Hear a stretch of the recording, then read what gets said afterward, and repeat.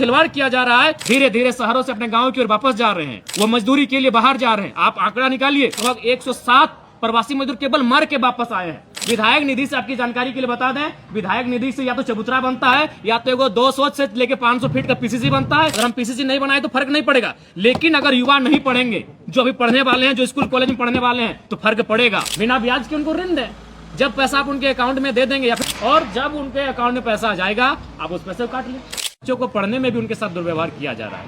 मुझे इस घटना से फ्रांस और वियतनाम की वो घटना याद आ रही है, जब वियतनाम के बच्चों को जानबूझकर फेल कर दिया जाता था ताकि वो फ्रांस की बराबरी ना कर पाए। आज ऐसा लग रहा है इस राज्य की सबसे बड़ी आबादी ओबीसी वर्ग को न पढ़ने दिया जाएगा। जब वो पढ़ेंगे नहीं तो शायद नौकरियों में बाकियों के सामने मुकाबला ना कर पाए, जो कि सरकार की एक संकीर्ण सोच को दर्शाती है। आज ये कह रहे हैं कि इनके पास फंड नहीं, इनके पास बजट नहीं है, तो पिछले 2 सालों से मैया सम्मान योजना की राशि कहां से दे रहे हैं? यानी इच्छा शक्ति का अभाव है। आप ये केवल दोषारोपण नहीं कर सकते, अगर केंद्र ना दे तो आपके पास क्या विकल्प है? और आप मैया सम्मान की राशि किस मद के माध्यम से दे रहे हैं? तो जब आप मैया सम्मान योजना की राशि दे सकते हैं तो आप राज्य कोटे से जो उनको पैसा होगा अग्रिम भुगतान करें। मैंने तो एक सुझाव भी दिया कि आप उन्हें ऋण देने का काम करें, बिना ब्याज के उनको ऋण दें। जब पैसा आप उनके अकाउंट में दे देंगे या फिर जिस प्रक्रिया से आप छात्रों को पैसा देंगे, 10,000 दें, 20,000 दें, 25,000 दें, जो उनका स्कॉलरशिप होगा वो पैसा उनको ऋण के माध्यम से दे दें और जब उनके अकाउंट में पैसा आ जाएगा आप उस पैसे को काट लें। लेकिन सरकार के पास गोल मटोल जवाब है। बड़ा विचित्र बात है। और सबसे बात, माननीय चमरा लिंडा जी छात्रावास से रह के विधायकी का सफर तय किए हैं, छात्रावास से रह के नेता बने हैं। और छात्रावास में रहने वाला अगर विधायक मंत्री अगर छात्रों की दर्द को नहीं समझ पा रहा है तो ये केवल और केवल इनका गोल मटोल जवाब है। मैं उनके उत्तर से बिल्कुल असंतुष्ट हूं और उन्हें जो भी आंकड़े, जो तथ्य, तर्क प्रस्तुत किए हैं, बिल्कुल मैं एक सिरे से खारिज करता हूं। उनमें इच्छा शक्ति का अभाव है। वो बार बार कहते हैं सिस्टम सिस्टम सिस्टम। अरे आप सिस्टम में बैठकर सरकार चला के नहीं सिस्टम दुरुस्त कर पा रहे हैं तो बाहर बैठिए, चना बेचिए, सब्जी बेचिए। अब सरकार में बैठे हैं, सरकार के अंग है, राज्य सरकार को चला रहे हैं, 6 सालों से आपकी बहुमत की सरकार है और बोल रहे सिस्टम सिस्टम सिस्टम। अरे सिस्टम में आप बैठे सिस्टम बनाने के लिए, आप सिस्टम में बैठे नीति नियम बनाने के लिए, और नहीं तो घास चराइए, बकरी ले घास चराइए, उनको चरन ले जाइए। बिल्कुल इस राज्य के ओबीसी छात्रों के भविष्य के साथ खिलवाड़ किया जा रहा है, जो कि बहुत ही चिंता का विषय है। जिनकी आबादी 54% है, कसूर ओबीसी समाज का भी रहा है। उनको घंटे की आनंद से सुखद अनुभूति की प्राप्ति होती है। आज ये बहुत बड़ा प्रश्न चिन्ह लगा है उनके जीवन पर, उनके लाइफ पर। बिल्कुल उनका लाइफ, उनका मैं देख पा रहा हूं। मुझसे हजारों छात्र आज लगभग विगत 6 महीनों मिल चुके। मैं नहीं कह रहा हूं एक दिन में, 6 महीनों में हजारों छात्र जनता दरबार के माध्यम से मुझे मिल चुके हैं। उन्हें रोते रोते हमसे मिलते हैं।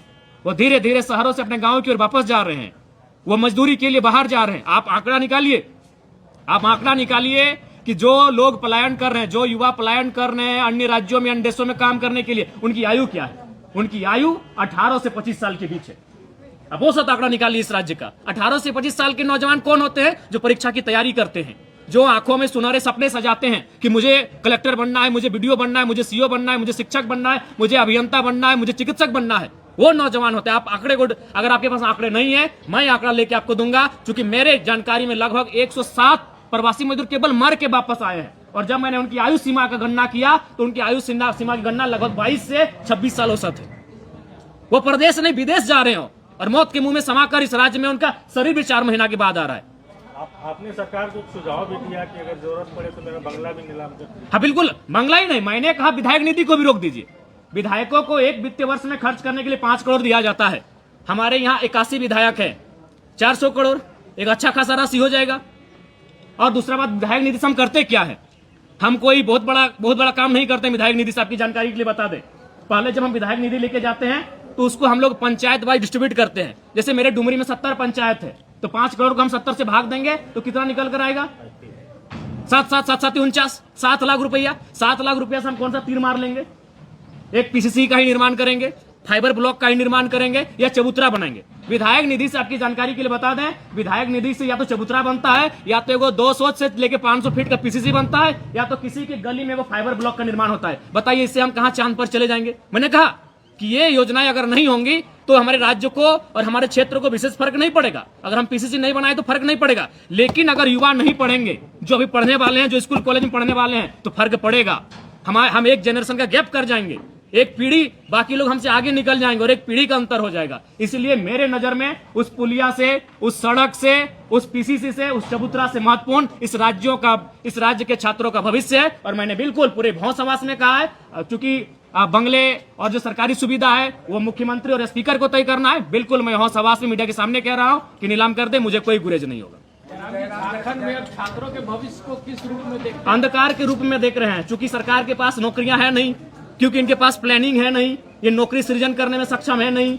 ये 26 साल हो चुका है, मात्र 8 जेपीएससी हुआ है, आज जेटेट की परीक्षा पिछले 10 सालों से हुई नहीं है। ये नौकरियां तो देंगे नहीं, तो बच्चे पढ़ेंगे तो नौकरियों के लिए सवाल करेंगे, बच्चे सड़कों पर आएंगे, आंदोलन करेंगे, सरकार को घेरेंगे, सरकार की आलोचना होगी। और सरकार चाहती है वो पढ़े ही नहीं, जब वो पढ़ेंगे नहीं तो रेस से बाहर हो जाएंगे।